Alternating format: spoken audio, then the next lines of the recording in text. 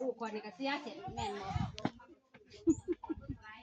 เนี่ยบ่จักที่นั่นจักสูบยาจักเซิร์ฟตายอย่าตายยังเซิร์ฟตายยังจะสูบบ่ได้เสียอย่า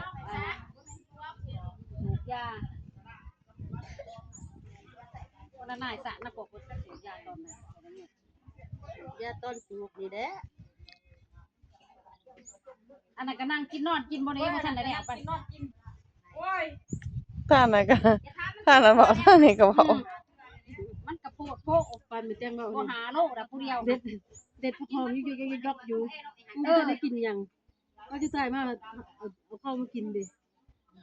สู้ค่ะนั่งกินอยู่หั่นแหละบ่เฮ็ดหยังนั่งกินแต่ลมแต่นั่นพุ่นมานั่นแต่ก็จะกินพุ่นบ่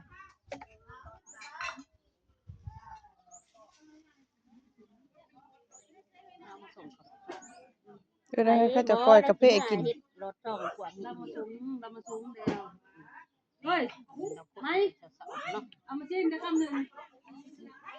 สิมีอย่างอีก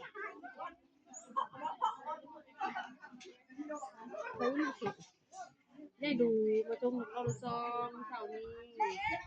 สูงแล้วคุณจังได้บ้างแต่ขาวเมื่อนี้รถช่องขวดพื้นมาตรงแล้วเราบาดจะ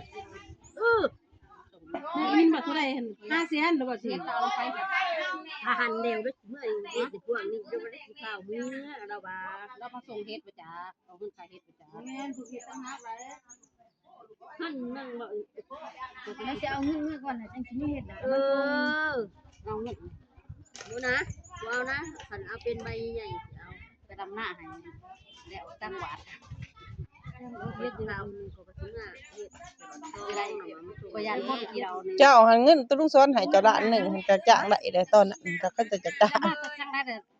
มันเบิดแล้วติโอ้ยมันแรงเรื่องข้าง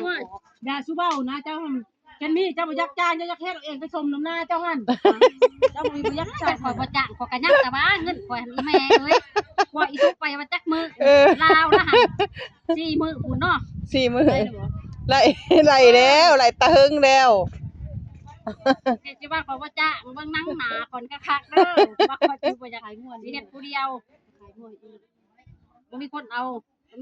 งัวข่อยหันอยากขายเป็นเท่าไรเดือนยังบ่ทันได้มีผู้ซื้ออยู่หั่นตัวนึงหั่นงัวตัวนึงก็บ่เห็นไปหา3-4มื้อจักสิไปหาอยู่ไสสิขายเบิดนะเดี๋ยวนี้ค่อยเดี๋ยวจะมีขายค่อยมันย่อมเจ้าบ่ได้ซื้อโทรทัศน์จะบ่ได้ซื้อเจ้าสิมีบ่เฮ้ยไม่แม่คือ